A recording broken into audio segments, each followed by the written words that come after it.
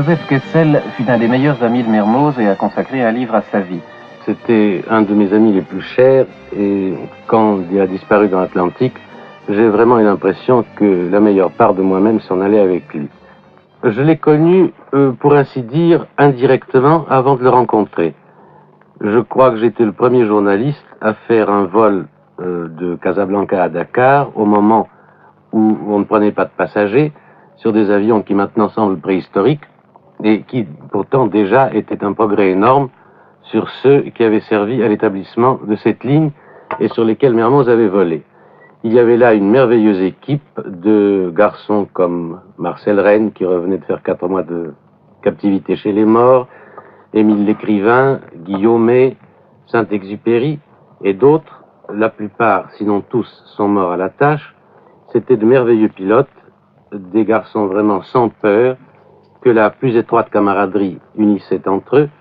Et pourtant, quand il parlait de Mermoz, qui lui déjà était passé en Amérique du Sud pour y créer la ligne qui devait aller de Rio de Janeiro, même de Natal, à Santiago du Chili, quand il parlait de Mermoz, il parlait de lui comme d'un homme particulier.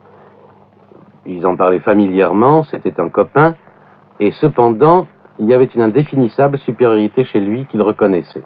C'était dû, je pense, à cette extraordinaire personnalité que j'ai découvert par la suite, aussi à un rayonnement de physique qui venait de sa beauté et de son éclat d'athlète, et aussi cela a été dû à la série de terribles coups durs qu'il avait eus et qu'il avait su surmonter sans cesse. Le premier en date remontait à 1921, quand il avait dû atterrir dans le désert de Palmyre, où il s'était débattu 3 jours contre la soif et la faim, et dont il s'était tiré néanmoins en rapportant sur ses épaules son mécanicien qui lui s'était évanoui. Il y avait eu sa captivité dans le Rio de Oro, des dépannages éblouissants et complètement inconnus à l'époque, et puis toute l'épopée de l'Amérique du Sud, où il avait décollé d'un plateau des Andes avec son mécanicien Colno, après 3 jours de travail à 6000 mètres d'altitude, un exploit qui n'a jamais été égalé et qui paraît mythologique.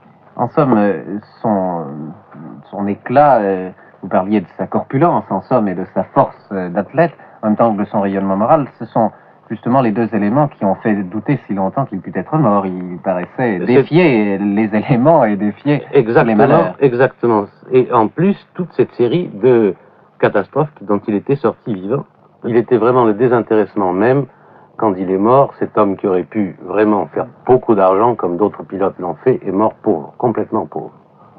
Avez-vous quelques souvenirs de lui en dehors de l'aviation? Car si ça a été donc avant tout un pilote, un aviateur, l'un des pionniers des grandes lignes d'aujourd'hui, peut-être avez-vous d'autres souvenirs et qui sont en somme assez peu connus?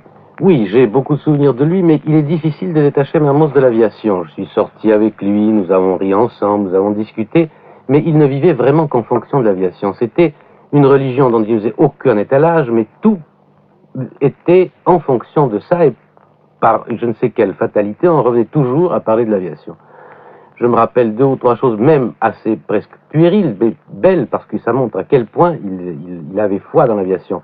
Nous avions un ami commun, et Mermoz avait appris à piloter comme touriste. Enfin, oui. Et quand Fleury a eu passé son oreille de touriste, je me rappelle, Mermoz a dit sérieusement, maintenant, tu es un chic type, mais de temps en temps, tu fais comme tout le monde, des écarts de conduite, des veuleries, tu n'as plus le droit de le faire parce que tu es pilote. Pour lui, un homme qui était pilote avait des devoirs exceptionnels et supérieurs aux autres.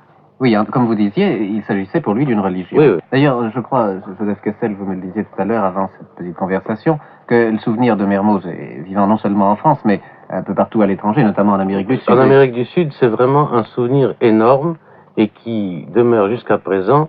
Pour écrire ce livre sur lui dont vous parliez tout à l'heure, j'ai essayé de suivre sa trace, j'ai été jusqu'à la Terre de Feu, j'ai été au Chili, et partout on trouve ce qui est aussi émouvant que le monument dont parlait Dabry il y a une seconde, des traces de ferveur populaire. Il y a des bars Mermoz, il y a des stades Mermoz. Mermoz est devenu un citoyen d'honneur et presque naturalisé dans toute l'Amérique du Sud. Mais je crois qu'à la différence de ce qui existe pour d'autres, dont le nom a été attribué à des rues, à des places et à des stades, dans le cas de Mermoz, il n'était pas utile qu'il y eût cette matérialisation, cette concrétisation, si je puis dire, pour que son souvenir demeure. Ça, assurément.